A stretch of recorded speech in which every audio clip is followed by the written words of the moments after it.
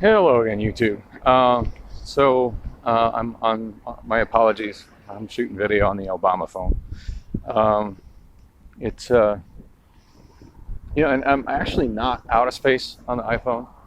I think I had around 3 gigs or 4 gigs left, which shoots quite a bit of video, even at 1080p. But it did that thing where it pops up and says that I'm out of storage space, and I try to record again, it just won't, and it says I'm out of storage space. And if I reboot it, then I suddenly magically have access to all the available space, which of course stops my video, runs the flow of my video. But I decided to shoot on the obamaphone anyway, because I think that one's down to about, I don't know, I forget what battery percentage is. It ain't enough. It's oh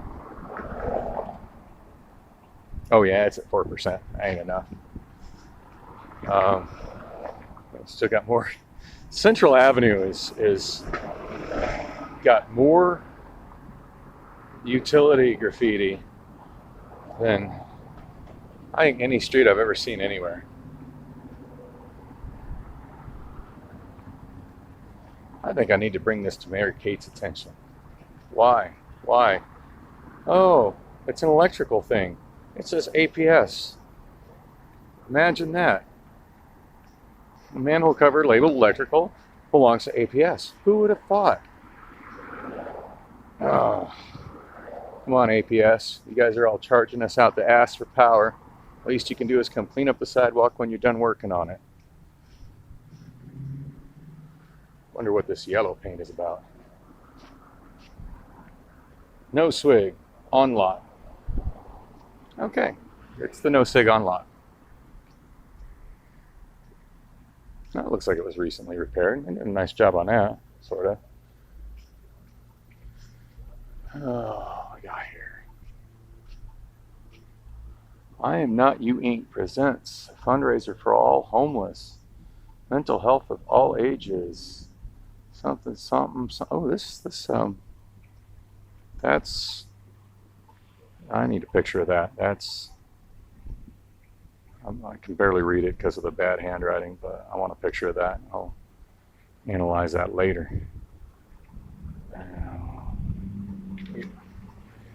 Poop it.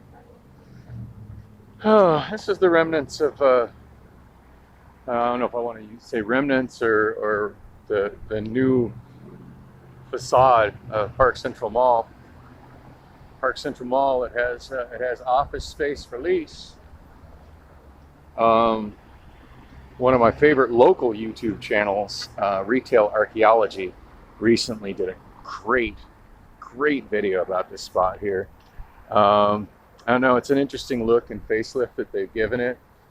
And if you want to see more of it, check out his video, just YouTube, Retail Archaeology, Park Central, and it will come right up.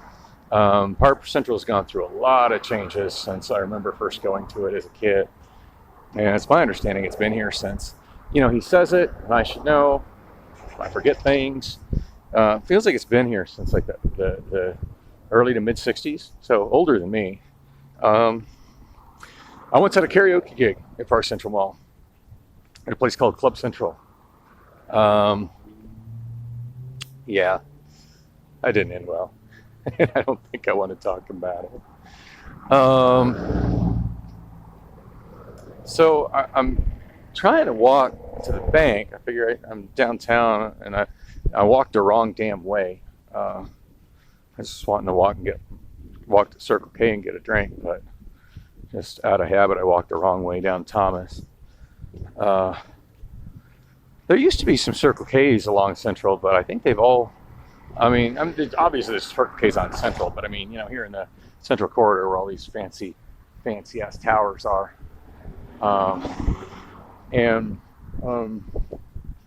yeah, I think every Circle K that was in this corridor has had to close, with the exception of the one at Fillmore. I'm pretty sure the one at Fillmore is still there.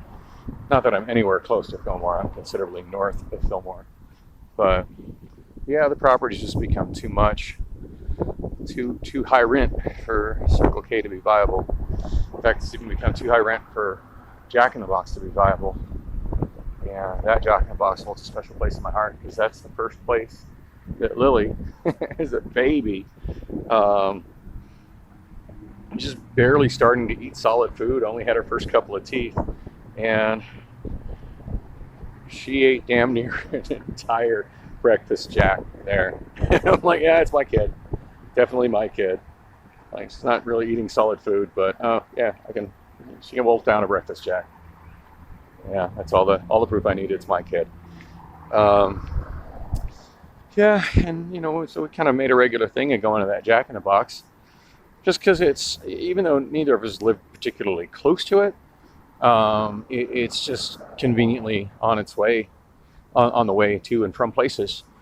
And so, I mean, that Jack in the Box was kind of in our regular mix of places that Lily and I would go to for quick fast food. And she went through a phase where her absolute favorite thing to eat in the world was Jack in the Box mini pancakes. It's like all she wanted, which of course is, yeah, I gotta have that maple syrup. Let me give her something loaded with sugar. Yeah, you're a great dad, Dan. Yeah. But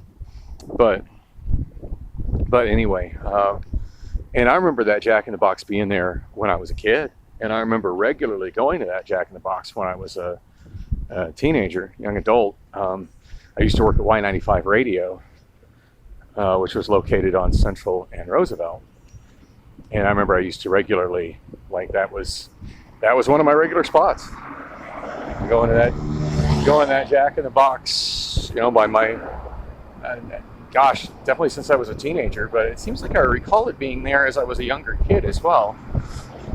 Anyway, so I remember Lily and I having a conversation over some mini pancakes and big cheeseburgers about it, and she, I was able to pull up some pictures of that Jack in the Box before almost all the towers around it were even built, and show her what it looked like back in the days when the drive-through speaker was actually shaped like a Jack in the Box, and when the building actually looked like a Jack like a box for a Jack in the Box.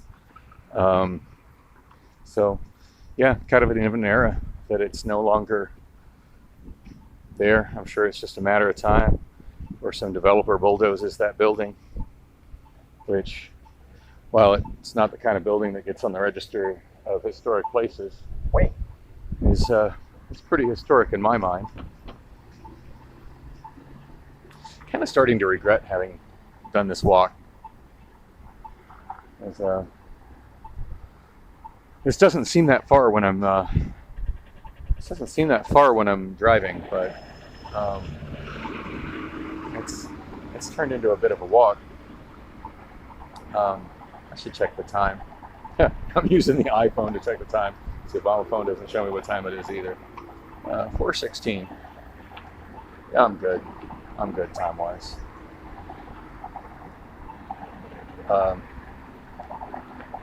That's an interesting Phoenix landmark. I don't even really know what it's called, but there's two round buildings and that interesting, unique-looking curved tower. It's part of what was supposed to be a development that never got finished in the, I want to say the early 1970s, but maybe it was the late 60s. But just as those two round buildings are symmetrical opposite each other, there was supposed to be another tower like that, directly opposite it in the exact same formation. But for some reason that tower didn't get built. I feel like I've read why it didn't get built. Like, it seems like I've read that at some point, but I don't remember. But at any rate, it's called the Phoenix Financial Center now. I can see the sign. Probably this craptacular camera is not recording it very well. I'm not even going to try to zoom on this stupid thing. But yeah, it's called the Phoenix Financial Center. That sign is fairly new. There's the old sign. Let's say it used to have a really unique looking sign. There we go. There's a sign.